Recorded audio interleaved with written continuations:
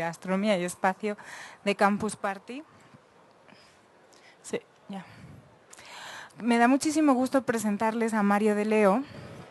Mario de Leo es estudiante de doctorado del Instituto de Astronomía en la UNAM. Obtuvo su licenciatura en física, después la maestría y ahora, pues como les decía, estudia el doctorado. Está trabajando en cúmulos de galaxias, ha recibido becas de diferentes organismos, en particular por la Escuela de Astrofísica del Vaticano en el 2005, por Alpha Lenac, una estancia de investigación en Francia en el 2006 y en la Escuela Física Enrico Fermi en Italia en el 2008. Pero además fundó en el 2001 la Sociedad Astronómica de la Facultad de Ciencias de la UNAM, Nibiru, que dirige todavía, y que además ha sido los que han estado realizando las observaciones perdón que tengo aquí la información, las observaciones tanto las solares como las celestes que hemos tenido durante toda la semana. Ya hemos terminado. Tuvieron un total de 800 personas atendidas en 5 observaciones solares y pudimos observar solamente 2 veces debido a las nubes y la lluvia. Entonces quería agradecer públicamente a Nibiru. En particular quiero leerles los nombres de las personas que les han estado atendiendo. Son Armando Cárdenas, Andrea Jurado, Mariana López, Laura Esquivel, Jacobo González y Mario de Leo. Quiero entregarte el reconocimiento y en agradecimiento de parte de Campus Party, los reconocimientos.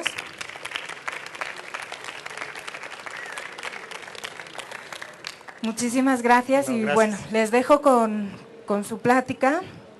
Es sobre vida extraterrestre, espero que la disfruten. Perdón, un saludo también a la gente que nos está viendo desde Campus TV. Les aviso, como siempre, podemos responder las preguntas a través del Twitter. Solamente tienen que poner lo del hash CPICI o CPCI a un _AE. Gracias. Muy bien, muchas gracias. Pues gracias por asistir, espero que les guste la plática. Voy a tratar sobre vida extraterrestre. Les dejo la página del Instituto de Astronomía de la UNAM por si quieren ingresar y el Twitter y el Facebook de la Sociedad Astronómica de la Facultad de Ciencias por si están interesados. Bueno, de entrada les voy a decir que no voy a hablar de pequeños hombrecitos verdes, nada de platillos voladores y aquí Jaime Maussan yo lo quemaría en la hoguera, ¿ok? Vamos a hablar de cosas un poquito más científicas, pero para que yo pueda hablar de vida extraterrestre, primero tengo que iniciar el universo. Y el universo inicia con una gran explosión. Y de ahí viene todo. El Big Bang nos generó todo lo que conocemos, las galaxias, las estrellas, los planetas, los satélites, las nebulosas, todo. Después de la gran explosión se empezaron a generar las primeras galaxias, ¿sí? Y esto es una simulación del milenio, se llama, de todas las galaxias que se formaron después de la gran explosión. Tenemos nubes de gas y de polvo después de que se forma el universo y estas nubes de gas y de polvo se empiezan a compactar y empiezan a generar estrellas a su alrededor de todos los colores y de todos los sabores. ¿Por qué me interesa que se generen estrellas? Porque alrededor de las estrellas se generan los planetas. Y entonces todo lo que sobra de gas y el polvo que generan las estrellas empieza a compactarse y empieza a generar planetas. Y posterior a esto se empiezan a generar satélites. Entonces ya tengo mi sistema completo, la nube progenitora, las estrellas, los planetas y los satélites. Y todo esto me va a servir como marco para generar la vida. Voy al caso particular de nuestra galaxia, la Vía Láctea. Les presento la Vía Láctea. Este es el diagrama, claro, estos son dibujos porque al igual que un elefante no puede ver su trompa, no puede conocerse a sí mismo porque está dentro de sí mismo. Nosotros no podemos conocer la galaxia, tendríamos que salir de ella, tomarle una foto y regresarnos, ¿no? Entonces, estos son diagramas, este es de los más modernos, de cómo están distribuidos los brazos espirales en la galaxia, y aquí estamos nosotros. Ni muy fuera, ni muy dentro de la galaxia, ¿ok? Estamos justo en medio, a 8 kiloparsecs del centro galáctico. Bueno, les voy a presentar la zona habitable de la galaxia. La zona habitable de la galaxia es esta dona color verde que vemos precisamente en la región donde se encuentra el Sol. y tiene ciertas características. Primero, es una región que está protegida de la radiación del núcleo. ¿Ustedes ven que el núcleo está color amarillo-naranja? Es porque tenemos ahí estrellas muy viejas, pero en muy alta densidad, ¿sí? Las primeras estrellas de la galaxia se formaron en esta región, pero tenemos muy alta densidad y están generando mucha radiación. Entonces, la radiación es muy dañina para generar la vida, y después voy a explicar por qué. Pero entonces no queremos que nos llegue esa radiación. Entonces, entre esa región y nosotros, y esta dona, hay una región de polvo en la galaxia que nos protege un poco de esta radiación que nos está llegando de la parte central. Adicionalmente, esta parte está protegida de lo que nos llega de otras galaxias y de otros fenómenos astrofísicos de fuera de la galaxia, ¿ok? Entonces estamos protegidos por los brazos exteriores y estamos bien hasta ahí de radiación, ¿ok? Y adicionalmente, como dijo la plática de la doctora Leticia Carilli el día anteayer, necesitamos una metalicidad muy semejante a la que tiene nuestro Sol para generar planetas. No basta con tener pocos metales que formaron las estrellas. Por ejemplo, estas son estrellas con poco contenido metálico. ¿Y qué hace eso? Que no se generen planetas, o que se generen planetas nada más gaseosos. Y no nos sirve hasta ahorita los planetas gaseosos, todo esto lo voy a abundar. ¿Y dónde tenemos la metalicidad parecida a la de nuestro Sol, que sabemos que genera planetas alrededor de las estrellas y que dio lugar a vida? Pues justamente en esta dona, ¿ok? Entonces, muy fácil, región habitable de la galaxia. Me voy a acercar un poco más. Ahora a nuestro sistema solar. Es este diagrama de abajo. Me acerco yo al Sol y tengo el Sol en medio y las órbitas de Mercurio, Venus, la Tierra en azul, Marte en amarillo y Júpiter ya en rojo, ¿ok? Entonces no basta con que una estrella esté en esta dona gigantesca alrededor del centro galáctico, sino que las estrellas dentro de esta dona tienen que tener ciertas características y unos planetas en cierta región para poder albergar vida. ¿Qué características debe de tener? Primero, el agua debe de existir en estado líquido durante 2000 millones de años, de forma continua. ¿Sí? Ahorita voy a abundar sobre eso. Segundo, la superficie, debe de estar el agua en la superficie del cuerpo. No basta con que esté subterráneamente, ni que esté solamente en la atmósfera, también tiene que estar en la superficie en estado líquido. Después, tenemos que ver la elipticidad de las órbitas de los planetas, ahorita voy a hablar de esto, tenemos que conocer la presencia de los satélites y demás. Entonces, ¿ven la pequeña dona verde que está aquí adentro? Mercurio está muy cerca del Sol y no está dentro de la dona verde, ¿sí? Venus apenas si la roza, pero Venus tiene un efecto invernadero gracias a una atmósfera muy densa. Y la temperatura en su superficie es de 400 grados centígrados. ¿Okay? Es el planeta con la superficie más caliente del sistema solar, incluso más que Mercurio, que está más cerca que el Sol. La Tierra y Marte están dentro de este círculo, pero sabemos que en Marte no hay agua en la superficie. ¿Okay? No hay agua en la atmósfera, pero ahorita voy a abundar sobre esto. Y Júpiter está muy lejos. Entonces veamos este diagrama, es una representación más o menos de esta misma dona, que es la región circunestelar habitable. ¿Okay?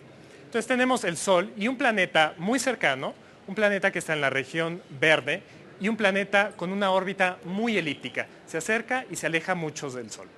¿Qué va a pasar con estos cuerpos? Bueno, el primero está muy cerca del Sol. Seguramente la temperatura es mayor a 100 grados centígrados, como en Mercurio, que es 400, y Venus es 400 y cacho, 450. El agua se va a evaporar. No cumplo con el requisito de 2000 millones de años de agua en estado líquido.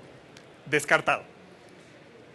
El segundo pasa por la región verde, ¿sí? Y se acerca lo suficiente al Sol. Y en esta región verde yo tengo agua en estado líquido. Pero se aleja demasiado. ¿Y qué va a pasar acá? Pues posiblemente alcancemos temperaturas debajo de cero. Entonces el agua se va a congelar. Y eso, otra vez, no alcanza 2000 millones de años en estado continuo de agua líquida. Descartado. Solamente el rojo va a poder mantener el agua en 2000 millones de años en estado líquido. Además, ¿qué características debe de tener un cuerpo de planeta para ser considerado terrestre? Debe tener una gran concentración de metales. Ya dije yo que necesitamos cierta cantidad de metales que se dan más o menos en esta región circular alrededor de la galaxia, para poder generar planetas de tipo terrestre. Entonces, importa la cantidad de metales. Debe tener cuerpos continentales y acuáticos. No basta con que tengamos nosotros un planeta cubierto de agua. Ahorita les voy a explicar por qué. Eso tiene que ver con el ciclo hidrológico. y tiene que tener actividad geológica y tiene que tener una atmósfera. Vamos a ver por qué. Ese es el ciclo hidrológico que todos vimos en la primaria. ¿Okay? Entonces tenemos océanos, pero nosotros tenemos, si tuviéramos nada más un cuerpo con océanos, el agua se quedaría ahí estancada y entonces no pasaría nada. Lo que necesitamos es una diferencia de temperaturas entre cuerpos oceánicos y cuerpos terrestres, ¿sí? Entonces, el sol le pega a estos cuerpos terrestres, se calientan mucho y generan una diferencia de temperatura entre estas dos regiones. Y esto va a permitir que exista condensación, formación de nubes y precipitación, ¿sí? Perdón, de hecho está más caliente el océano que los cuerpos continentales. Precisamente por eso se da la precipitación. Cuando se precipita el agua también pasa por el subsuelo, se llena de químicos acá, muy ricos, y después vuelve a salir hacia el océano, ya sea por fuentes subterráneas o por ríos. Si nosotros no tuviéramos este ciclo hidrológico, nunca alcanzaríamos a tener químicos ricos en agua que vuelve a salir al mar. Si no tenemos químicos, no vamos a poder generar la vida. El agua está estancada, ya no tiene nutrientes, nada. Necesitamos que se ande reciclando para poder tener precisamente estos químicos ricos. Adicionalmente dije actividad geológica. Si un planeta está muerto, no tiene volcanes, no tiene erosión, no tiene terremotos, por ejemplo, estos químicos también se quedan en una sola capa, no se mueven. Entonces necesitamos que se mueva todo ese material químico en diferentes capas. ¿Okay? Y también dije lo de la metalicidad. Si tenemos muy alta metalicidad, vamos a tener planetas muy grandes, rocosos. Si tenemos baja metalicidad, vamos a tener planetas muy grandes, gaseosos. Y eso, bueno, hasta ahorita no sabemos que exista vida en un planeta gaseoso, pero también hay un problema. Se generarían, además de planetas gaseosos muy grandes, planetas rocosos muy chicos. ¿Okay? Entonces, mientras más masa tengo yo, más gravedad tengo en un cuerpo y menos masa tengo menos gravedad. Entonces, tengo un planeta perfecto de cantidad de masa y de metalicidad, entonces se mantiene la atmósfera. Si yo tengo un planeta con una pequeña masa, entonces la atmósfera se me va a ir, no hay gravedad para mantener la atmósfera, y se va. ¿Okay? Todo lo contrario, si tengo un planeta con una gran masa, muchísima gravedad, se me va a colapsar. ¿Ok? Y yo necesito una atmósfera para que me proteja esa agua que tengo en la superficie del planeta. Entonces tiene que tener una metalicidad mediana para poder generar planetas terrestres. Ahora pasemos al caso particular de la Tierra. ¿Cuál es el origen de la vida en la Tierra? Pero antes de eso, tenemos que preguntarnos qué es la vida, ¿no? ¿Qué es la vida? Muy difícil definir la vida. Voy a usar la definición de Ivanovich Oparin, fue un biólogo de principios del siglo XX, que definió la vida como una estructura de miles de millones de moléculas. Ese es el único común denominador entre toda la vida de la Tierra. ¿Sí? Está formada por miles de millones de moléculas. Tan, tan. No nos podemos ir más explícitos porque existe, por ejemplo, la barrera, que son los virus. ¿Los virus están vivos o están muertos? Son seres orgánicos, son orgánicos, pero no sabemos, el sistema es de replicación de ADN, ¿no? Pero eso no necesariamente habla de un organismo como el que nosotros conocemos vivo, ¿no? Mamíferos, etcétera. Entonces, miles de millones de moléculas, tan, tan. La Tierra se formó hace 4.500 millones de años. Esta es una fotografía más o menos de cómo fue la Tierra primigenia. ¿Okay? Y 500 millones de años después de eso se formaron los océanos y los continentes. Después de eso se dio el inicio de la vida en la Tierra. Pero hay dos teorías de cómo inició la vida en la Tierra y no sabemos, y muy posiblemente nunca sabremos exactamente cuál fue la que dio origen a toda la vida en la Tierra. La primera es la panspermia. La panspermia dice que un cuerpo ajeno a la Tierra chocó con ella y traía los elementos necesarios para formar la vida. ¿Okay? Y la segunda se llama biogénesis. La biogénesis es la formación de vivo ante materiales no vivos. Entonces, de pronto en la Tierra, con sus mares y sus continentes, se dio la vida. ¿Okay? Entonces, crean en la que ustedes gusten. Pero se dio la vida. Hay otras sugerencias, de hecho. Dios perdió una apuesta en esta.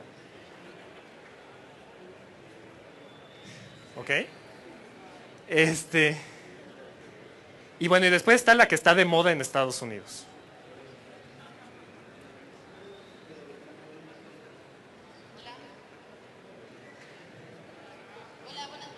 que Dios formó todo y todo se formó inmediatamente, al mismo tiempo junto con el petróleo, ¿ok? Así que... Bueno, 500 años después de que se formaron los continentes y los océanos, se dio el primer organismo vivo en la Tierra, ¿sí? Y estos son los remanentes que tenemos hoy en día. Se llaman estrematolitos. Esto lo pueden ver en la laguna de Alchichica, que está en Puebla. Se pueden ver los estrematolitos. Esos son colonias de cianobacterias que ayudaron a transformar el dióxido de carbono en oxígeno en la Tierra. ¿Okay? Bueno. Ahora, la Tierra hace 3.500 millones de años era un lugar sumamente inhóspito, con una atmósfera muy poco densa, con una altísima temperatura, y además los océanos eran súper salados, súper ácidos. ¿Okay? Entonces lo que hemos encontrado son diferentes tipos de bacterias que se llaman extremófilas, o sea, que viven en ambientes extremos. Y voy a pasar por algunos y son de mucha importancia. Primero, los de alta temperatura, conocidos como hipertermófilos. ¿Okay? Estas bacterias viven en regiones de 80 a 113 grados centígrados. Lo importante de esto es de que nosotros conocemos, por lo menos en la vida de plantas en la Tierra, que después de los 70 y tantos grados centígrados se deja de hacer la fotosíntesis. Entonces ya no pueden las plantas adquirir la capacidad de tener energía, ¿sí?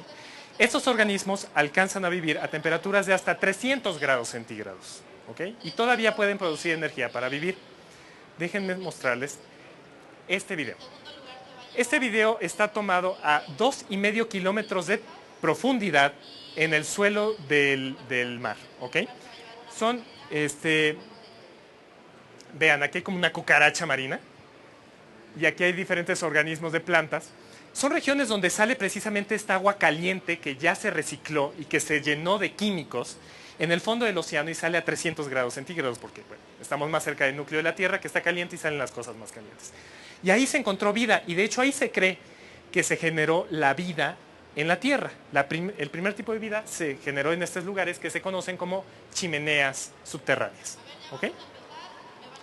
Y bueno, ¿y de qué me sirve saber que se generó la vida en la Tierra hasta abajo? Es un bonito ejercicio mental, pero si nos vamos nosotros a buscar planetas fuera de este sistema solar, vamos a encontrar que hay de todos los colores y todos los sabores. Hay calientes, hay fríos, hay con mucha radiación, hay posiblemente hay con alta salinidad en los océanos, ácidos, etc. Por ejemplo, ya encontramos Gliese 676. Y Gliese 676 es un mundo que se encuentra muy cerca a su estrella y que está muy caliente. ¿Y qué nos hace pensar que no existen ahí organismos extremófilos que aguantan altas temperaturas? En Júpiter, por ejemplo, es todo lo contrario. Tenemos la luna que se llama Europa, que está completamente cubierta de hielo, como ustedes pueden ver. Y hay dos teorías sobre esta. Que tenemos el hielo en la capa superior, la corteza abajo, que es mucho más caliente, y posiblemente un océano digamos, de raspado, ¿sí? En estado como de raspado, o un océano líquido que está recibiendo precisamente chimeneas con químicos y calientes hasta abajo de esta región. Entonces, no tiene atmósfera, está formado nada más de hielo, pero este hielo de 10 kilómetros de profundidad lo protege de todo y tenemos un laboratorio perfecto para generar la vida acá. Entonces ahí tenemos un uso para vida extremófila, ¿ok? Entonces esta es Europa. Después alta salinidad.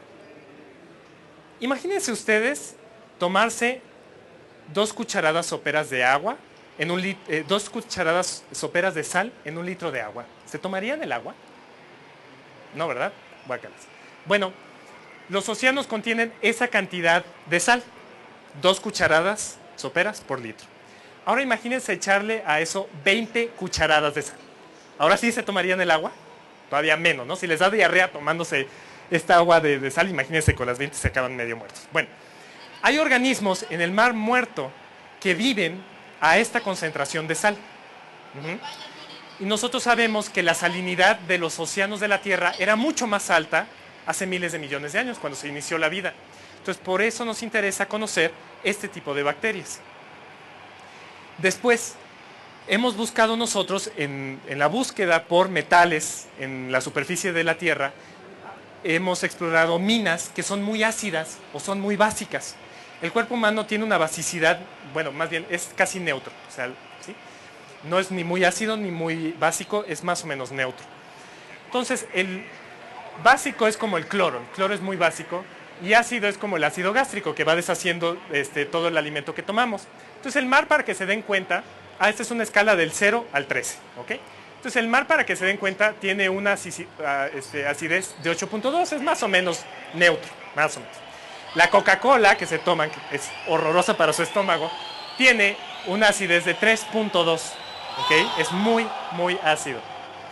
Y existen bacterias que viven completamente en basicidad y completamente en acidez, a 0 y a 11, ¿ok? Y esto también tiene que ver con los océanos antiguos en la Tierra. Los océanos eran muy ácidos en la Tierra, hace muchos años. Y esta es una mina, esta foto que está atrás, es una mina, el río Tinto en España, que tiene una acidez muy parecida a 3. ¿Ok? Entonces les voy a mostrar un video, nada más para que vean qué hace la acidez. Esta es una acidez de 1, ¿ok? Casi llegando al límite. Y vamos a meter papel aluminio en este ácido, ¿ok? Vean qué le pasa al papel aluminio. Ahora, ¿qué hará esto con la vida? ¿Sí? Entonces, si a 1 hace eso con aluminio, a 0 todavía peor. Y ahí encontramos todavía bacterias viviendo en esta acidez. Ahora, baja temperatura.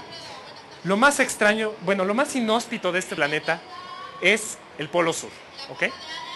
Y debido a que tenemos baja humedad, se concentra más la sal. Y entonces tenemos alta salinidad otra vez. Y se han hecho excavaciones en el hielo del Polo Sur, hasta 2 kilómetros de profundidad, y se encuentran todavía bacterias viviendo donde nunca ha pegado el sol, donde las temperaturas son muy bajas y la salinidad es muy alta. Regreso al caso de Europa, ¿sí? Este satélite alrededor de Júpiter está con una capa de 10 kilómetros de hielo, y si en nuestro planeta existen bacterias todavía a esta profundidad, seguramente en Europa debe de haber. ¿Okay?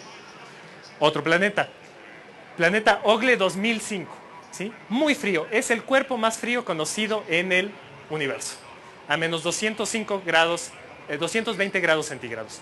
¿Qué nos hace pensar que posiblemente ahí no exista vida de baja temperatura? ¿Okay? Altas presiones, me lo voy a saltar, es muy rápido. Las cavernas tienen muy alta presión, ahí se generan diamantes, se tiene muy alta presión. Y existen bacterias que viven en estas altas presiones, en estas cavernas.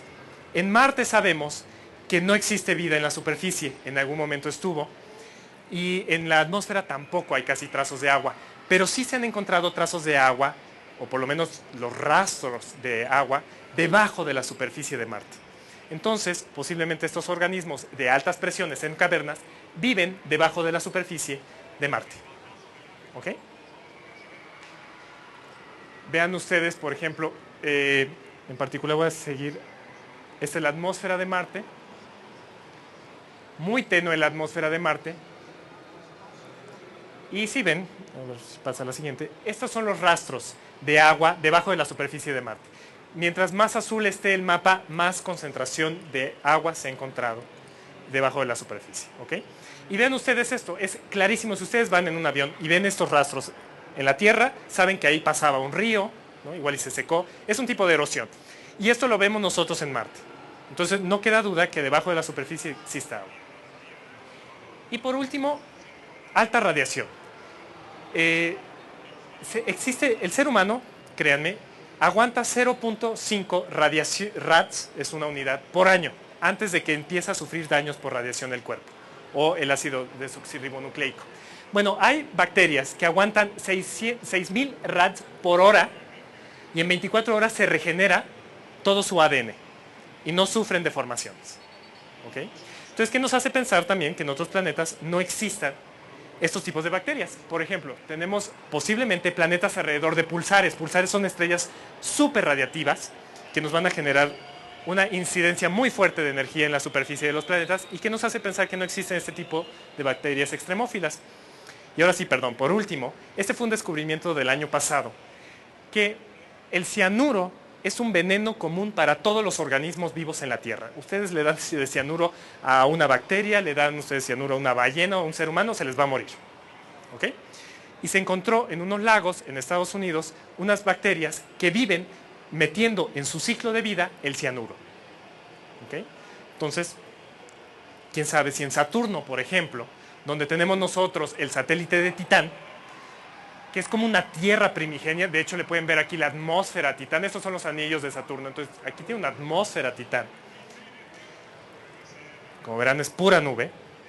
Debajo de esa atmósfera tenemos lagos de metano en estado líquido, ¿sí? Entonces, ¿qué nos hace pensar que posiblemente no existan bacterias que nada más con metano sinteticen lo suficiente para seguir la vida? Entonces, son casos muy extraordinarios. Y adicionalmente, el satélite espacial Kepler ha descubierto 1200 planetas, posibles planetas, son candidatos, que están alrededor de estrellas muy cercanas. Y hay de chile dulce y de manteca, hay planetas gigantes, hay planetas del doble tamaño de la Tierra, muy cercanos a su Sol, muy lejanos, etcétera, etcétera. Pero esto es nada más rascar la superficie, ¿sí? O sea, el satélite lleva trabajando 8 meses y ya encontró 1200 candidatos. Entonces, apenas estamos rascando la superficie. Ahora pasemos a algo más interesante, vida extraterrestre, ahora sí. Pequeños hombrecitos verdes con antenitas, ¿ok? ¿Qué es la vida inteligente? Porque yo ya hablé de bacterias, pero bueno, a mí que me interesa comunicarme con una bacteria, no lo voy a poder hacer de todas maneras. Entonces voy a usar la definición de Carl Sagan de vida inteligente, que quiere decir que son seres capaces de comunicarse y que tienen el interés de comunicarse con otros seres. Cuidado con esta definición, porque esto quiere decir que si mi perro me ladra, es un ser inteligente. Y los seres humanos de vez en cuando decimos que somos el único ser inteligente en este planeta, ¿ok? Hay gente que quiere mucho a sus perros y dice que también son muy inteligentes, pero cada quien, ¿ok? Pero la pregunta es, ¿cómo son? ¿No? ¿Cómo sería esa vida inteligente que encontraríamos en otro planeta? ¿Cómo viven? No todos los planetas se generan igual, no todos tienen agua igual, ni la misma gravedad, etcétera, etcétera. No sabemos cómo va a ser esa biología. ¿Cómo evoluciona? Esa es la gran pregunta. Si un asteroide no hubiera impactado contra la Tierra en Chicxulub y hubiera destruido a los dinosaurios, nosotros no estaríamos aquí, los dinosaurios hubieran perdurado, no se hubiera acabado un 98% de la vida en la Tierra y hubiera dado lugar a los mamíferos. Entonces la evolución tiene muchísimo que ver con la generación de vida inteligente. Ya que tengo vida inteligente, ¿cómo se desarrolla? ¿Se autodestruye? ¿Se mantiene en un estado pacífico? ¿Evoluciona con la tecnología o se queda estancado? ¿Y cuánto tiempo sobrevive? No nada más somos nosotros el producto de nuestra propia destrucción, ¿sí? Sino que podemos tener efectos cósmicos que nos pueden acabar, como los dinosaurios, ¿ok? Para esto hay una pequeña ecuación que se llama la ecuación de Drake. No se espanten, son puras multiplicaciones. Y la voy a estudiar. N es el número de civilizaciones inteligentes en la galaxia en un tiempo dado, ¿ok?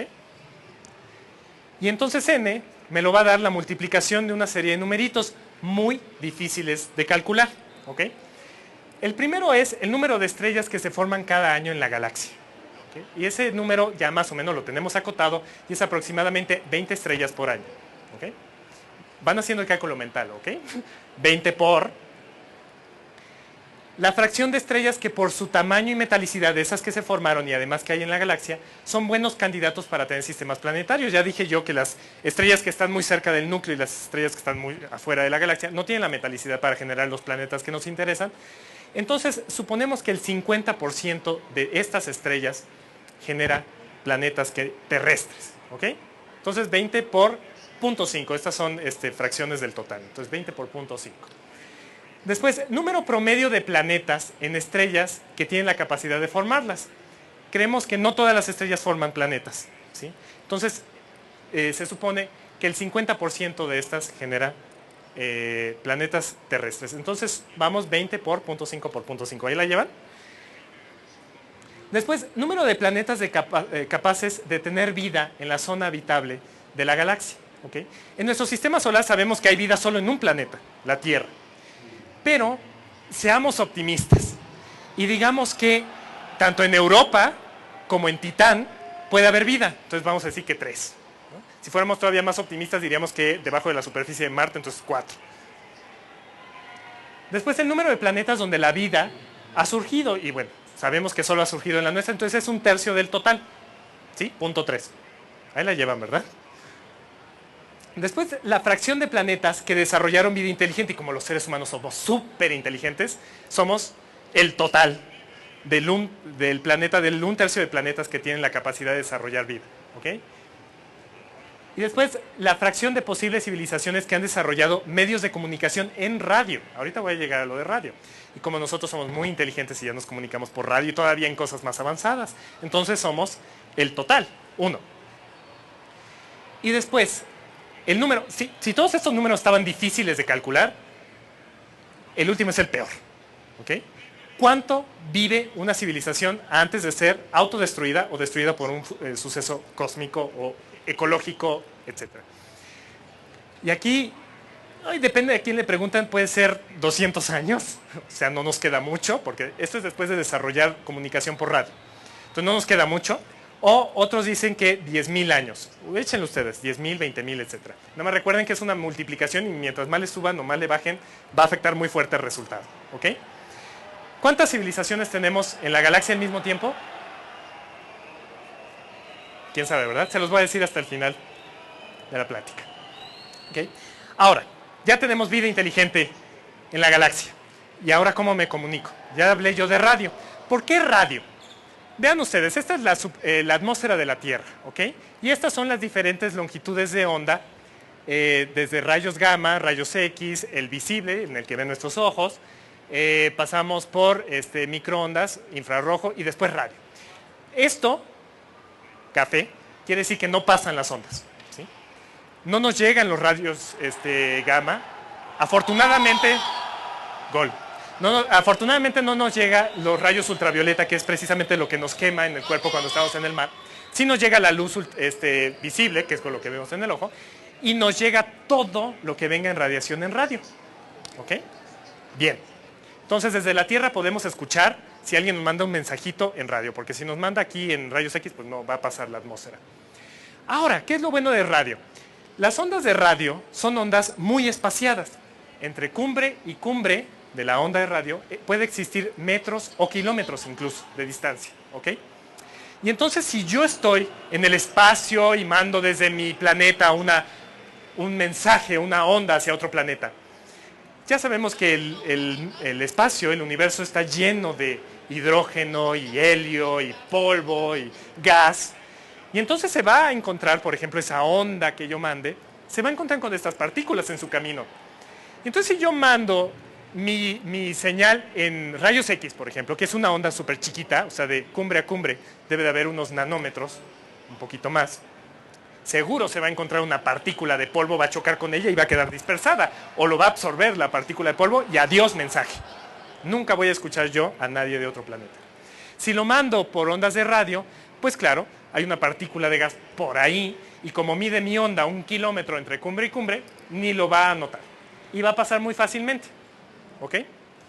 Entonces, comunicarse es relativamente fácil y creemos que la vida inteligente sabe todos estos detalles, entonces se va a tratar de comunicarse por radio. Ahora, hay de 2 opciones para comunicarse. La primera es una señal dirigida. Yo agarro mi platillo, mi antena parabólica y lanzo todo mi mensaje hacia esa estrella de allá. ¿Ok? ¿Y qué va a pasar? Bueno, hay nubes de gas que de vez en cuando no vemos y entonces cuando pase esa señal por la nube de gas antes de llegar al planeta, posiblemente se me dispersa. Y no llegó. ¿Ok? Aunque sea en radio, ¿eh? Imagínense cuántas partículas de gas y de polvo tienen que pasar por acá. La segunda es una señal transmitida a una gran área. ¿Ok? Entonces, en vez de lanzar una señal con muy alta energía a una sola dirección, la lanzo con menos energía a una gran área. Y entonces igual y agarro diferentes planetas. Si se me atraviesa una nube de polvo aquí en medio, bueno, pues igual y a algún planeta aquí arriba le llegó la señal y estas no. ¿Okay? Entonces tengo mayor probabilidad de llegar a seres inteligentes. Vamos a hacer un ejercicio mental. Vamos a mandar una señal a una gran región, muy grande región. Y vamos a mandarla a 100 años luz de distancia, esa es la región, 100 años luz de la Tierra para afuera. Y necesito una antena del otro lado, en el planeta extraterrestre que me está escuchando, de 1 metro de tamaño. Es un tamaño aceptable. ¿Y qué energía necesito que llegue a esa antena para que me escuche ET? ¿Sí? necesito 5.22 por 10 a la menos 22 watts por metro cuadrado que lleguen. ¿De cuánto es su foco en casa de aún de los ahorradores? ¿17 watts? ¿15 watts? ¿10 watts? Bueno, esto es un punto seguido por 22 ceros, ¿sí? Esa es la cantidad de energía que necesitamos para que llegue apenas allá el mensaje, ¿ok? Entonces es muy poquito. Esto, sin embargo, para mandar esta señal con esta potencia del otro lado, en el otro planeta, se necesita 7,000 veces la capacidad de generación de energía de Estados Unidos en un solo día. ¿Sí? Son 20 años de energía de Estados Unidos. ¿Okay? Entonces está difícil mandar este tipo de mensajes. Y además lo mandamos a 100 años luz de distancia. ¿Ustedes saben cuántas estrellas hay a 100 años luz de distancia? 1/1000.000 parte de un 1% del total de las estrellas en la galaxia. ¿Okay? No le llegamos a nada. El número de estrellas en la galaxia es 100,000 millones. ¿A cuánta le llegamos? A 1000. La posibilidad de encontrar una civilización en esas 1000, muy poco probable. Sin embargo, se han hecho muchos proyectos desde 1959 en que Philip Morrison y Coccioni hicieron un artículo para Nature diciendo exactamente cómo teníamos que comunicarnos, qué esperaríamos, qué ondas de radio utilizaríamos para podernos comunicar con medios extraterrestres. Después de leer este artículo, Frank Drake en 1960 usa una antena para empezar a buscar vida extraterrestre. Lamento decirles que en 1960 Frank Drake no encontró nada, pero siguió el experimento. Incluso era tanto el hambre para encontrar vida extraterrestre que hicieron este tipo de proyectos, nada más en papel, de antenas parabólicas de 100 kilómetros cuadrados. ¿Sí? Imagínense, ¿no? 100 kilómetros cuadrados para tener una antenota que estuviera escuchando a las pequeñas señales de vida extraterrestre. ¿Okay? Bueno, desde los 70s la NASA empieza a meterle dinero a este tipo de investigaciones, pero por supuesto, entra la política en medio y si a los 10 años no escuchamos de hombrecitos verdes y me está costando millones de dólares, a la basura. Entonces se le quitó el presupuesto y pasó después a financiamiento privado. Entonces vamos a hacer un pequeño diagrama de cómo evolucionó esto. Entonces empieza todo esto con el artículo de 1959 de Morrison y Coccioni, y Frank Drake empieza a observar con este telescopio en Hat Creek en 1960, y Rusia tiene su propio proyecto que hizo en los 70, pero por supuesto estamos a la mitad de la Guerra Fría y hasta hoy en día esas cosas son clasificados. Igual y Rusia ya contactó a los extraterrestres y nosotros no. No hablan inglés y no hablan ruso los extraterrestres. Después empieza la búsqueda con el JPL, que es el Jet Propulsion Laboratory que está vinculado a la NASA. Se termina el presupuesto en 1993 y empieza el proyecto Phoenix. El proyecto Phoenix también se le acaba el presupuesto en el 2004, pero el proyecto Phoenix ya es mucho más avanzado. Usa incluso la antena esta de Arecibo, es un radiotelescopio, la que sale al principio de la película de Contacto, que es de 300 metros de diámetro. ¿Okay? Entonces tienen el radiotelescopio más grande del mundo escuchando. Posteriormente, a la par, la Universidad de Berkeley hace unos avances muy importantes. Nosotros estamos escuchando, a ver si habla ET, ¿ok? Pero, ¿en qué nos va a hablar? En ondas de radio. Y si yo estoy escuchando la estación 92.1 y ET está mandando el mensaje 98.5, ya la perdí. Yo ya no escuché, ¿ok? Entonces lo que empieza a hacer Berkeley es una serie de receptores que pueden recibir varias frecuencias de radio al mismo tiempo y procesarlas, ¿ok? Entonces, en 1979 podían procesar 100 frecuencias al mismo tiempo, ¿ok? Pero bueno, es un espectro gigantesco el de radio. Entonces se fue avanzando la tecnología hasta llegar a 168 millones de frecuencias al mismo tiempo. Si de por sí 100, ustedes pongan 3 radios al mismo tiempo y traten de entenderle a todo lo que están escuchando, 168 millones ya es una exageración, ¿ok? El avance tecnológico fue muy alto y la capacidad de procesamiento computacional tuvo que ser exorbitante para llegar a esto, ¿ok? En el presente está este arreglo que se llama de Allen. Allen es precisamente en referencia a el cofundador con Bill Gates de Microsoft, ¿ok? Entonces Allen dio el dinero para poner estas antenas, de las cuales 42 están instaladas y van a ser 350 al final. Fíjense, con el proyecto Phoenix en el telescopio de Arecibo llegábamos a esta área de la galaxia. Con Allen vamos a poder llegar a un volumen, mucho mayor en la galaxia para buscar a pequeños hombrecitos verdes. Ahora, lástima, en abril le cortaron el financiamiento al proyecto Allen, ¿ok? Entonces, de hecho dice, llámanos ET, pero que sea por cobrar, ¿ok? Porque no hay dinero para estar operando este proyecto ahorita. Bueno, sin embargo, durante todos los años que estuvo funcionando esto en Hat Creek, en Arecibo y demás, se obtuvo una cantidad de datos bestial que no se puede procesar en este momento. Y hay un proyecto donde ustedes con sus salvapantallas de la computadora pueden ayudar a hacer una gran red de procesadores para poder buscar la señal de un extraterrestre. Entonces son 107 segundos de información que les mandan ustedes, que es equivalente a 340 kilobytes, que a las velocidades de hoy lo bajan en una fracción de segundos. Se baja por internet, funciona como guardapantallas y es un análisis por algoritmos, ¿ok? Bueno, y hasta el día de hoy hay 5,5 millones de usuarios que nos están ayudando a procesar todos estos datos. ¿Qué estamos buscando? Bueno, ya les dije yo, aquí está el tiempo y aquí está la frecuencia, ¿ok? Entonces, estos son datos principalmente del gran telescopio de Arecibo. Entonces, Arecibo no se puede mover, está en un cráter de un volcán. Entonces, lo que pase por encima de él es lo que se puede ver. Y esto tarda 12 segundos en pasar por la región que está observando Arecibo. Entonces, la señal va a tener 12 segundos desde que se empieza a escuchar, llega a un máximo y se aleja otra vez, ¿ok? Y además, estas van en todas las frecuencias, ¿sí? 92.1, 98.5, 107.9 y demás. Ya saben cuáles son mis estaciones de radio favoritas, ¿ok? Pero sabemos que ET no nos va a mandar en todo el espectro, esperamos de que va a tratar de llamar nuestra atención haciéndolo por un solo canal o por unos canales muy cercanos. Entonces, va a ser en una frecuencia en particular, nada más. Y adicionalmente, bueno, hay muchas cosas en el universo que lanzan en una sola frecuencia, los pulsares, por ejemplo. Así se descubrieron, son estrellas que pulsan a cierta frecuencia y las escuchamos.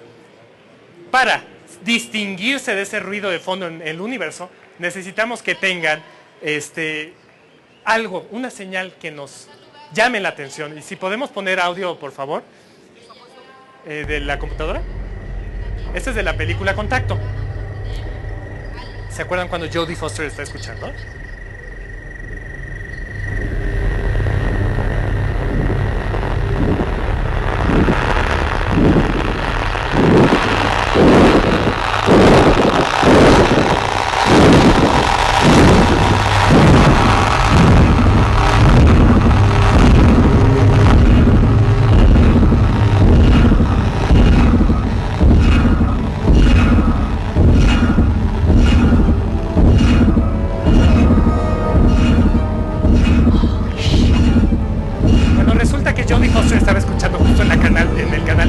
Si hubiera escuchado 168 millones de canales ya lo hubiera tenido frito el cerebro.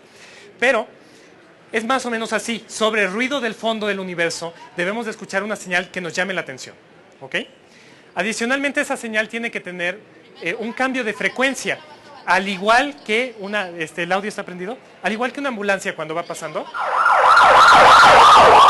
cambia de frecuencia, ¿sí? Entonces, la Tierra se está girando y el planeta que lo transmitió está girando también. Entonces va a cambiar, va a ser exactamente el mismo efecto que una ambulancia que va pasando. Va a cambiar la frecuencia del sonido, de la señal. Entonces justamente vamos a empezar con una frecuencia y acabar con otra.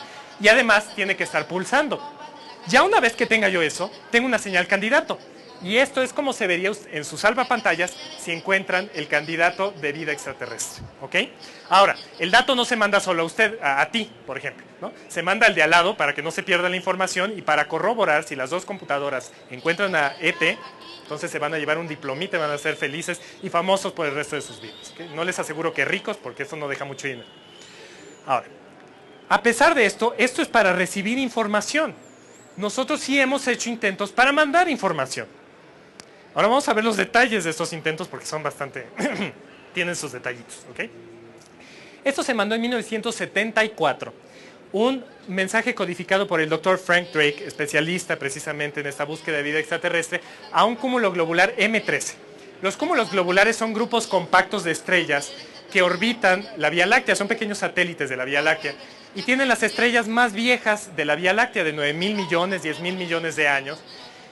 Y además es una región muy compacta, hay 1 millón, 100.000 millones de estrellas en esta región compacta. Entonces, si quiero yo echar mi mensaje y esperar que llegue a la mayor cantidad de planetas, la mando a un cúmulo globular. ¿Okay? Este cúmulo globular se encuentra a 22.800 años luz de distancia, o sea, va a tardar ese tiempo en llegar el mensaje y al mismo tiempo para que nos conteste.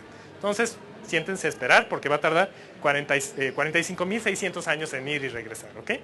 Y el mensaje es este, ¿queda claro? ¿No? Bueno. ¿Así queda claro? ¿No? Bueno. Tiene 23 caracteres de ancho y un centenar para abajo. ¿Ahora sí queda claro? ¿Sí lo ven? Muy bien. Este es el mensaje y lo vamos a ir decodificando. Ahora, esto se le ha puesto a la gente de Mensa. Sí saben que es la Mensa, ¿no? La Mensa es la sociedad de las personas más inteligentes del mundo, a pesar de lo que quiere decir el nombre. El nombre quiere decir mesa en latín. ¿Okay? Y la gente de Mensa no ha podido decodificar el mensaje. Entonces esperamos que los extraterrestres sean un poquito más inteligentes que nosotros. ¿Ok? Vamos por partes. Aquí está el mensaje, como está originalmente, y entonces voy decodificando la parte superior. La parte superior es una codificación en binario de los números. Las matemáticas son el lenguaje universal. Eso suponemos. Y entonces tenemos espacios con un 1 y con un 0, y dependiendo de dónde esté la posición de este mensaje binario, vamos a tener un 1. Esta es una posición binaria de 2. Después la suma de un 1 y un 2 da un 3, y así me voy. ¿Sí? Muy bien. Pues si ya entendieron eso, van a poder entender la segunda parte del mensaje, que me está indicando con un número, un 1, un 6, un 7, un 8 y un 15. ¿Ok? Y como somos muy inteligentes, vamos a saber que eso se refiere al peso atómico de cada uno de los átomos que me está mencionando. Entonces el peso atómico del hidrógeno es un 1, el peso de carbono es un 6, y así me voy hasta el fósforo. ¿Ok? Muy bien, eso ya lo sabemos. Entonces puedo construir moléculas. ¿Okay? Entonces en la primera posición había hidrógenos, en la segunda había carbonos, en la tercera había nitrógenos, bla, bla, bla. Entonces voy a poder poner numeritos en diferentes posiciones. Aquí hay un numerito, número, ¿qué es? 1, 2, 3, 4, 5, 6, 7. 7 en la posición de hidrógeno. 5 en la posición de carbono. 0 en la posición de nitrógeno. Un 1 en la posición de oxígeno. ¿Es oxígeno? Sí. Y 0 en la posición de fósforo. ¿Qué hace eso? Hace un C5OH7. Clarísimo, ¿verdad? Bueno, ese C5OH7 es desoxirribosa. ¿Sí? Es una molécula. Después, si me voy igual, voy construyendo diferentes moléculas. Fosfato, adenina, timina, guanina y citosina. ¿Y todo esto qué es? El ADN. Compone el ADN. Entonces, ahí está en el mensaje las diferentes moléculas que componen el ADN. Muy bien. ¿Y después qué? Tenemos esto. Entonces este es un número 1, ¿cierto? ¿Sí era un número 1? ¿Un número, qué era esto? ¿3 o algo así? Pues no. Esto es una representación gráfica. No tiene nada que ver con numeritos ni codificación binaria. Esto es una representación gráfica de la helicoidal del ADN. El ADN está en forma helicoidal. Y esta es una representación gráfica. ¿Por qué no lo van a confundir los extraterrestres con números? ¿Quién sabe? En medio, eso sí, codificado en binario, está el número de nucleótidos que tiene el ADN del ser humano, que es más o menos 3.000 millones. ¿Ok? Muy bien. Debajo de esto, del ADN, está lo que obviamente es un ser humano, y no es un numerito 3, ¿no? Y dos numeritos 5, ¿no? Y si se dan cuenta, el ser humano, la helicoidal termina con el ser humano enredado en la helicoidal. Entonces eso expresa una unión entre el ser humano, una relación entre el ser humano y la helicoidal del ADN. Ustedes digan que sí. Y aquí hay un número binario que es 14, es un 1 y un 4, que representa, multiplicado por la longitud de onda en radio que se mandó la señal, el número 1.76 metros, que es la altura promedio del ser humano, que coincidentemente es la altura de Frank Drake, por cierto, quien hizo el mensaje. Okay. ¿Y por qué no vamos a entender que esos son numeritos? No sé. Y aquí al lado codificado en binario también está el número 4,000 millones, que era la población mundial, mandándoles un mensajito diciéndoles, si nos quieren conquistar, manden 4,000 millones uno. ¿Ok? Bueno. Después, más abajo, tenemos esto. Cuadrado, cuadradito, cuadradito, larguito, rectángulo, rectangulito, cuadradito. ¿Sí? Bueno. El tercer cuadradito apunta y está abajo del ser humano. Quiere decir que venimos de ahí, del tercer planeta después del Sol. Ahora, este ya no es planeta, ¿no? Es Plutón, pero bueno. Y yo nunca he visto un Júpiter y un Saturno rectangulares, pero ustedes digan que sí. ¿Okay? Por último, hasta abajo viene esto, que es una representación gráfica de Arecibo, de donde se mandó el mensaje. ¿Okay? Y también trae codificado el número 2430 multiplicado por la longitud de onda del mensaje, da 306.18 metros, que es el tamaño del radiotelescopio, para darle una idea al extraterrestre de nuestra capacidad tecnológica. ¿Okay? No está muy bonito el mensaje, ¿verdad? Bueno, hemos hecho cosas más serias para contactar a los extraterrestres. Se ha mandado este disco, diseñado por Carl Sagan, bendito sea Dios, de oro, en las sondas Voyager. Las sondas Voyager son las que pasaron por Saturno, Júpiter, bueno, nada más una, Saturno, Júpiter, Urano, Neptuno, y se siguieron a los confines del sistema solar. ¿Ok? Entonces, este disco es el de los primeros discos digitales. ¿Ustedes se acuerdan? Antes de que salieran los DVDs había unos discos láser que eran de video. Bueno, este fue el primero del 77, perdón. Y está cubierto en oro para que no le afecte la radiación.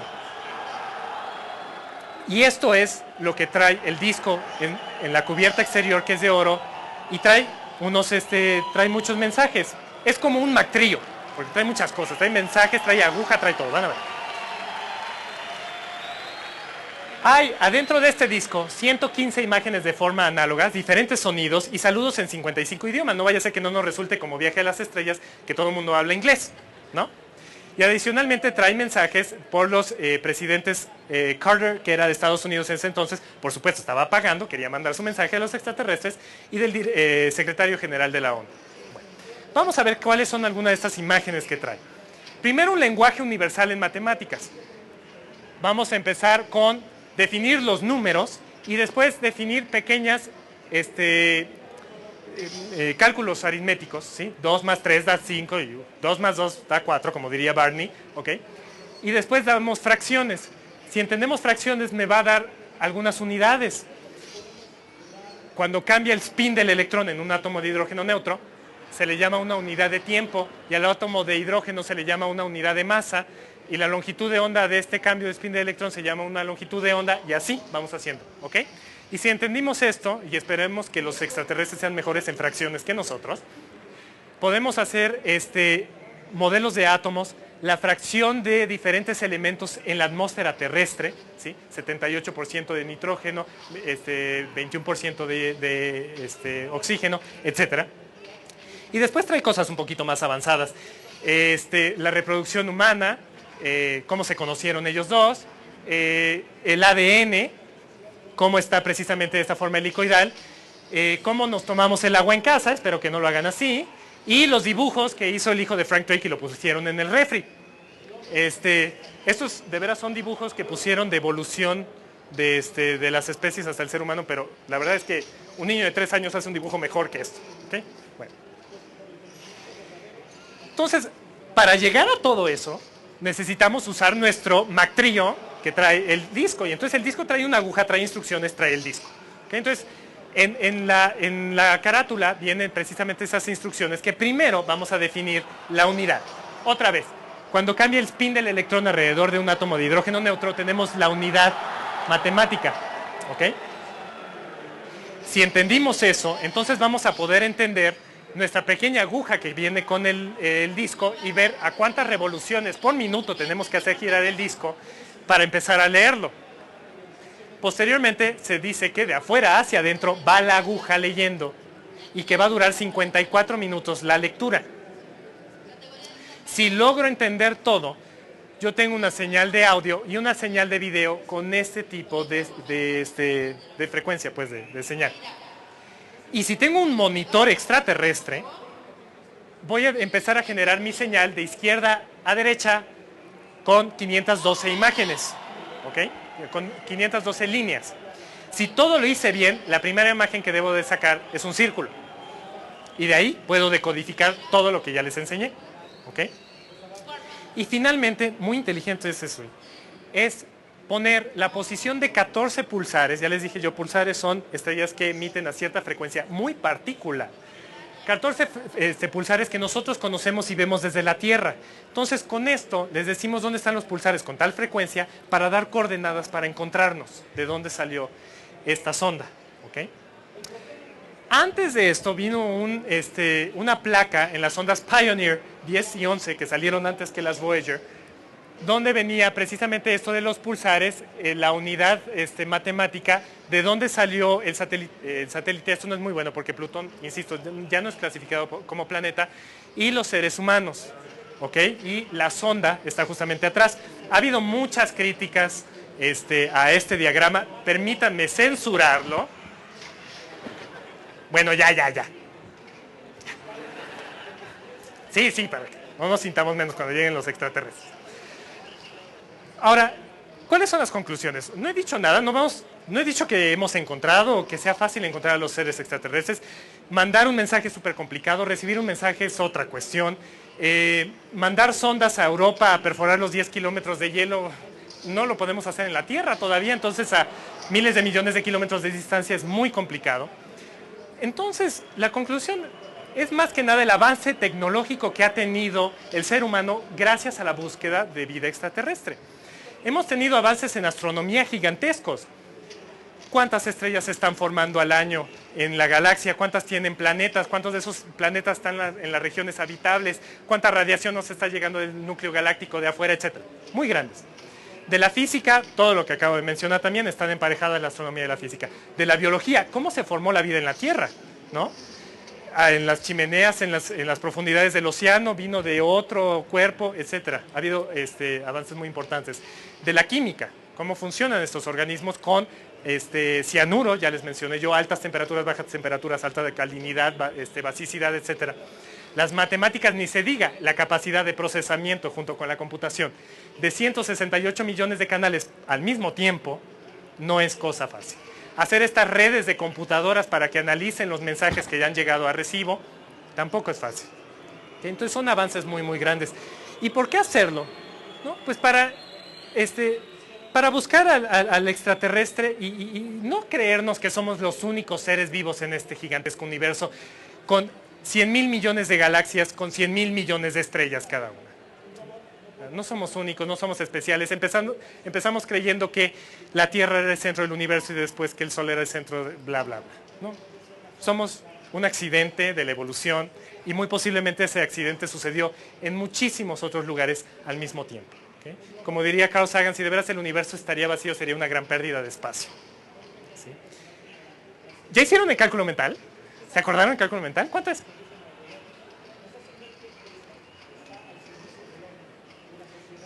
45,000 dan los números más nuevos de números de civilizaciones que actualmente viven en la galaxia al mismo tiempo. ¿Ok? Ahora, si le preguntan a Frank Drake, que es justamente que está acá y que mide 1.76 metros, ¿ok? Les va a decir que más o menos deben ser como 20,000. ¿Okay? Entonces usen ese número más o menos de civilizaciones que puede haber de vida inteligente que transmiten radio en la galaxia al mismo tiempo. Y eso sería todo. Tengo un videíto siempre acabo las conferencias con un pequeño video, música e imágenes más bonitas que no presenté aquí. Entonces, si me pueden subir a la música, por favor. Dura 7 minutos.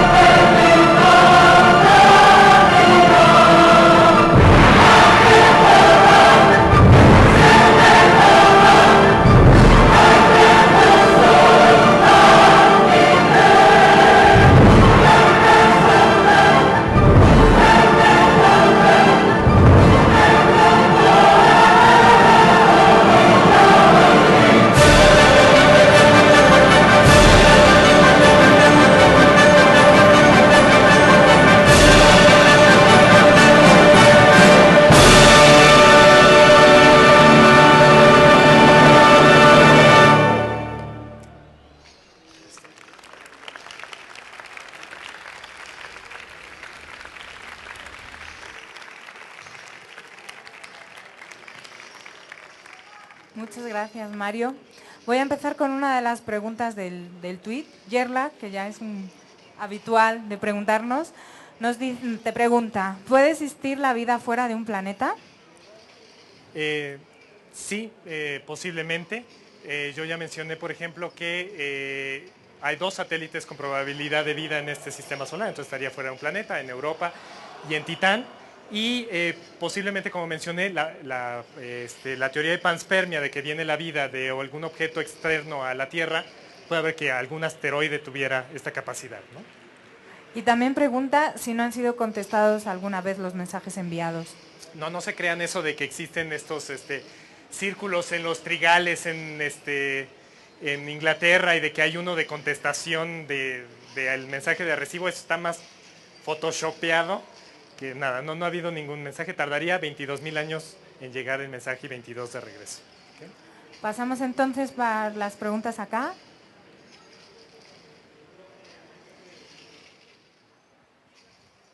¿Qué tal? Mi nombre es Rodrigo. Todo lo que se ha presentado aquí en este escenario específicamente se basa mucho en la ciencia como nosotros la conocemos, ¿no? En nuestras condiciones ambientales y todo lo que hay a nuestro alrededor. Pero no podría existir, bueno, en caso de que existiera vida en otro planeta, no que fuera más avanzada, que estuviera más o menos al nivel nuestro, pero por sus condiciones de vida, por sus temperaturas y todo lo que sería en su planeta, pues sería una física completamente diferente a la que nosotros tenemos. Y pues sí, tal vez existan, pero no los, sí, no, ellos no quieran contactar a otras personas porque ellos viven, sí viven en su mundo con sus reglas como ellos podrían vivir, ¿no? Mira, hasta donde nosotros hemos visto, la física funciona igual aquí en China y en la galaxia más lejana. Tenemos pequeños detallitos, por ejemplo, con la energía oscura y con la materia oscura, que necesitamos modificar un poquito las ecuaciones de la gravitación para que funcione, pero fuera de eso la física funciona igual. Lo que puede funcionar completamente diferente es la biología. ¿Qué nos garantiza de que toda la vida está basada en carbono, como en esta Tierra, si hay elementos mucho más abundantes en la Tierra como el silicio? No necesariamente estoy diciendo que computadoras pensantes, pero como silicio, ¿ok? Entonces, la biología es la gran pregunta, cómo ha evolucionado diferente, y eso qué llevaría a la tecnología también.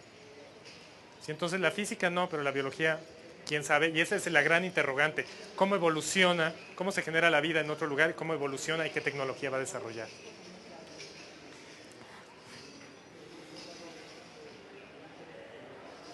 Hola, bueno, mencionas que las señales se han enviado a través de radio, o sea, ese es el medio. ¿Qué tal si, por ejemplo, si existe algo pero no tienen la forma de recibirlo? O sea, ¿qué tal si se ha enviado mal? O sea, ¿no han pensado en otra forma de, no sé, contactar o un rollo por el estilo? Bueno, lo que nosotros conocemos de la energía está en el espectro electromagnético, que va de rayos gamma hasta el radio, ¿no? Bueno, de hecho, sí, rayos gamma hasta el radio. Suponemos que tienen la capacidad suficiente para entender que el radio transitaría más fácilmente a través del medio intergaláctico. Ese es uno. Dos, sí, podemos estar mandando y que no se reciba. ¿Qué te hace pensar que en la época de los dinosaurios no nos contactaron, por ejemplo? ¿No? Y no había la tecnología para recibirlo. Ese es gran parte del problema de la ecuación de Drake, es justamente de cuánto dura una civilización inteligente o cuándo se da la civilización inteligente, ¿no? Entonces, por eso es importante la ecuación de Drake, porque te dice cuántas hay en ese mismo momento que tú tienes la capacidad de recibir la señal, tratando de comunicarse contigo, ¿sí? No antes ni después, y que lo están haciendo por ese medio. Todo lo demás es pura especulación y para nosotros no podemos suponer que igual y alguien recibe en rayos X el mensaje o que en tal lugar no hay vida. Entonces todo esto es de probabilidades, la inmensidad del universo genera un problema. Son muchas incógnitas, muchas incógnitas. Buenas tardes. Bueno, tengo una pregunta referente a las observaciones que hacen hacia los planetas extrasolares. Anteriormente, bueno, el CEO de Sun, cuando estaba visitando una supercomputadora, le indicaron que lo que veían los telescopios, en específico el de Hubble, era una ventana en el tiempo, debido a que la luz apenas nos estaba llegando o los datos de dichos planetas apenas nos estaban llegando. En este caso, tengo ahí, bueno, cómo hace match ese dato, bueno, en caso de que sea cierto, con las observaciones que están haciendo y con las lecturas. Sí, ok, buena pregunta. Todo lo que vemos en el universo es el pasado, ¿no? La velocidad de la luz es lo más rápido que existe en el universo y es finita, 300.000 kilómetros por segundo. Estamos a 146 millones de kilómetros del Sol y nos llega su luz en 8 minutos. Así que si desaparece el Sol ahorita, en 8 minutos nos enteraríamos. Entonces estos planetas extrasolares se encuentran a varios años luz de distancia.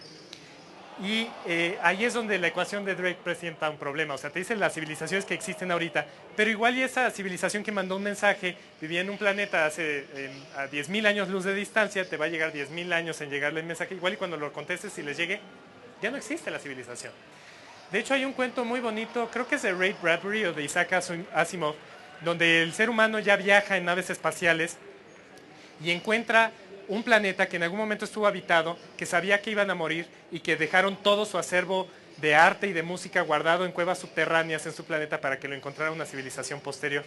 ¿Sí? O sea, nada te garantiza que orgánicamente vamos a seguir aquí durante esos miles de años y que las distancias presentan un problema para comunicarnos, pero que posiblemente perdure, también como mencionaban en una de las pláticas pasadas, perdure las computadoras que hizo esa generación, esa civilización, por ejemplo, o los artefactos que hicieron. Pero necesariamente vivos para comunicarse, muy complicado. Allá atrás hay una pregunta.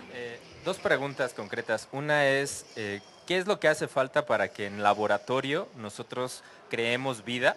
O sea, ¿cuál es el reto de la química para nosotros crear vida a partir de elementos simples? Sí. Y la segunda sería, si este tipo de mensajes se han tratado de entregar a otras culturas para ver si, no sé, a lo mejor otra civilización que no sea occidental puede traducirlo. De la primera pregunta es, no soy biólogo, soy astrónomo. Hay un experimento desde los 50, 60, no me creas bien, que sí se logró hacer el medio para generar la vida, bueno, de inorgánico pasar a orgánico dentro de un laboratorio, ¿sí? Entonces, esto incluye aminoácidos, temperaturas controladas, descargas eléctricas, pero sí se ha formado. De inorgánico a orgánico sí lo hemos logrado desde hace ya varias décadas. Sobre lo segundo es una muy buena pregunta, no te sé contestar, pero muy seguramente no se ha hecho con otras civilizaciones el intentar de que entiendan lo que el ser humano de Occidente ha hecho, ¿no? También, si te das cuenta, hay muchos errores en estos mensajes que se han tratado de mandar y no ha habido un ejercicio más moderno, precisamente por las críticas, y creo que en esto entraría precisamente entrar a hablar con otro tipo de lenguajes, civilizaciones, culturas, etcétera, para ver qué pasaría. Ese es un punto muy interesante, sí. Atrás también. Ok, hace poco tiempo Stephen Hawking hizo un comentario muy interesante, pone el punto de que posiblemente no tiene sentido, bueno, no solo no tiene sentido, sino que podría ser perjudicial para la raza humana, para la civilización humana, el tratar de contactar otras civilizaciones en el universo. ¿La razón cuál es? Bueno, en la experiencia que tenemos en la vida en la Tierra, sabemos que todos los organismos que se han encontrado con organismos de menor capacidad o menor tecnología, digamos, ya sea el humano o bien otros organismos, pues bueno, han sido conquistados, han sido depredados, han sido destruidos por estas civilizaciones más avanzadas, y que eso podría sucedernos en el momento de contactar otra civilización que sea más avanzada que nosotros. ¿Cuál es tu opinión al respecto? Mi opinión es bastante compleja. Déjame empezar por la grosera. En mi opinión, Stephen Hawking ya chocheó. Se ha aventado una serie de comentarios para llamar la atención en lo que él siente que es el fin de su vida, de mucha crítica. Ahora, tiene parte razón, sí. Sí, inteligencia superior siempre ha dominado sobre inteligencia inferior en este planeta y han sido perseguidos. Bueno, la discusión en este punto mucho ha sido de que si lograron sobrevivir su propia evolución tecnológica, no necesariamente son seres bélicos, sino son un poquito más pacíficos que han podido, o sea, nosotros ya con las bombas atómicas O sea, llegó la carrera armamentista a tal nivel que teníamos suficiente novillos nucleares para destruir este planeta, ¿ok? Pero no lo logramos hacer porque me gustaría pensar que de los 60 para acá somos un poquito más pacíficos. Entonces, esa es una de las críticas al comentario de Hawking, que las civilizaciones que logran sobrevivir esta inmadurez tecnológica, viajar años luz de distancia, etcétera, no están yéndose por ese lado maligno de las intenciones de un ser, ¿ok? Pero sí, posiblemente en estos mensajes hemos mandado un poquito información sensible, ¿no? La población de la Tierra, el tamaño del ser humano, nuestra capacidad tecnológica con el radiotelescopio de Arecibo, pues tampoco debe ser muy impactante para una civilización de otro planeta. Entonces, hay de dos sopas aquí, si te gusta o no te gusta, ¿no? Pero a mi gusto personal, Stephen Hawking no es astrobiólogo tampoco. Entonces, creo que se le pasó un poquito el comentario. Atrás había otra pregunta, ¿verdad? Sí, yo tengo dos preguntas. La primera sería, ¿qué tan cierto es o qué tan veraz es que la señal WOW ha sido la más cercana a tal vez una respuesta extraterrestre? Y si también en tiempos más modernos se ha repetido algo parecido. Y la segunda pregunta es, ¿qué tan difícil es tratar estos temas que lo tomen a uno en serio cuando la televisión, los cómics, las películas han denigrado demasiado lo que se intenta hacer de buscar vida extraterrestre? O si esto ha ayudado a que el humano común, el ser humano común, se interese por esto. Bueno, y no nada más las revistas y las películas, Stephen Hawking no ayuda en esto, ¿ok? La señal WOW que se menciona es una señal de los 70, si no me falla la memoria, que fue muy dirigida, que tenía más o menos ciertos criterios que cumplía lo que está buscando el SETI, que sucedió una sola vez y que no se le pudo dar una explicación. A casi todo lo que hemos encontrado se le ha podido dar una explicación, o son pulsares, o es la estación de radio de la base militar de al lado que no habíamos tomado en consideración, etc. El mensaje WOW pasó, no hubo otro sistema que al mismo tiempo la estuviera recibiendo para poder corroborar. Entonces, queda siempre como una incógnita. Nos gustaría pensar también que una vida extraterrestre no mandaría solamente una señal, sino que mandaría más. Entonces, la señal WOW, ¿quién sabe? Esa es la primera pregunta. La segunda es, bueno, y no se ha encontrado nada semejante de entonces para acá. La segunda, también, al igual que los comentarios de Hawking, o sea, tienen dos formas de verse. La ciencia ficción ha acercado mucho a la gente a la ciencia en general. Y no nada más eso, sino que ha expandido nuestros horizontes de imaginación. Lo que antes veíamos en Star Trek como imposible para comunicarse y demás, ya existe, son teléfonos celulares, o en Dick Tracy o lo que sea, son teléfonos celulares, y la computación, y ahora que le hablas a la puerta de Star Trek para que no te estrelles contra ella y se abra, ¿no? Pues ya sucede en los supers, o sea, en el supermercado ya tienes esas puertas eléctricas, ¿no? Entonces te lo puede acercar, pero siempre va a haber gente que va a tratar de agarrar ventaja de esto, para bien o para mal, ¿no? Ejemplo, Jaime Maussan se está haciendo millonario por las burradas que dice la gente que le cree, ¿no? Entonces, a la ciencia, bueno, a la ciencia siempre se le puede dar mal uso, ¿sí? Y la imaginación crece en el cine y se le puede dar buen uso o mal uso a eso también. Entonces, nos puede afectar de las dos formas. Adelante. Bueno, yo quiero preguntarle ¿qué tanto creen por ejemplo, en la película de Cuarto Contacto? Ve que supuestamente sale ahí de la civilización sumeria y todo eso de como pinturas con seres extraños. ¿Qué tanto creen ustedes en eso? Y bueno, si fue posible que sí pasara o simplemente era como alucinaciones o la imaginación de las personas de la antigüedad. Para empezar, no he visto la de ¿sí? ¿Cómo se llama? Cuarto Contacto, no la he visto, perdón. Pero sí existen varios indicios de civilizaciones que no se les puede dar una explicación fácil. El astronauta maya, por ejemplo, algunas grabados en Nazca, y otras civilizaciones tipo Sumeria y en África, por ejemplo, que parece que algunas civilizaciones se interpreta, que conocían el sistema triple de Sirio, que no se ve a simple vista, que es un sistema triple de estrellas. Pero ponte a pensar en en la cantidad de cosas que existen en la Tierra que no le podemos dar explicación, porque no tenemos todavía el conocimiento suficiente para explicarlo, y vamos a tardar miles de años todavía en generar el conocimiento suficiente para explicarlo. Entonces, no necesariamente lo que vemos en grabados de los sumerios o de los incas o de aztecas o lo que tú quieras, sea algo extraterrestre. Puede ser, no estoy diciendo que no, tampoco estoy diciendo que las pirámides las construyeron extraterrestres, pero hay muchas cosas que todavía no entendemos. No entendemos el lenguaje, por ejemplo, pictográfico de los mayas enteramente, ni entendemos bien el manejo de los números de los mayas. Entonces, si eso no lo entendemos bien, la interpretación de algo pictográfico es todavía más complicado. ¿Sí? Entonces, siempre queda aquí el factor error del ser humano y la falta de conocimiento. ¿Okay? ¿Qué tal?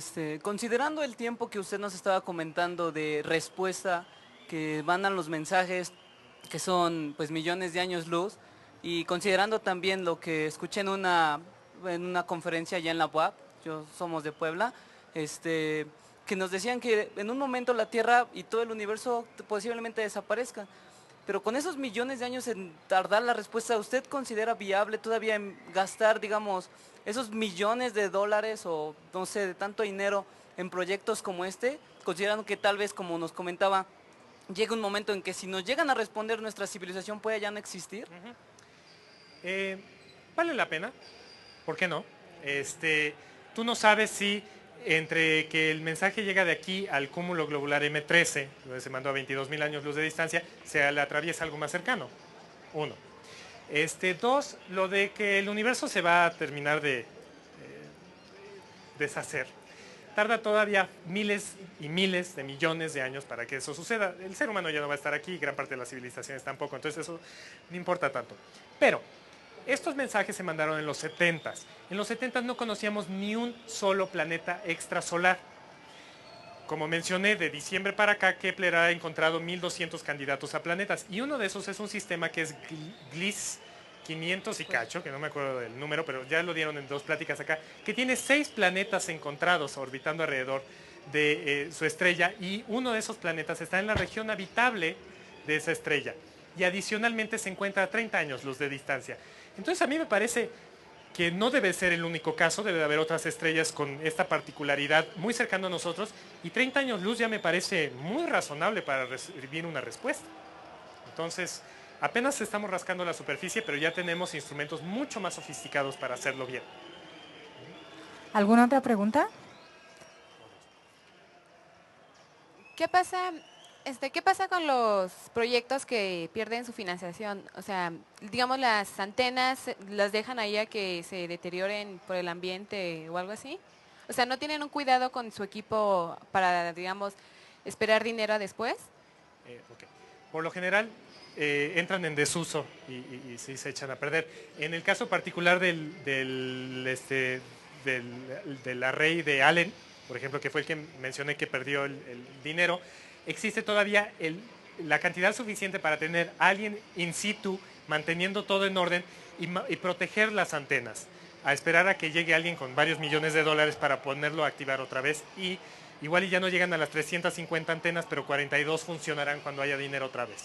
Entonces, esto está un poquito más pensadito, te digo, ya tenemos un poco más la tecnología y la experiencia para hacerlo más pensadito que hace unas décadas.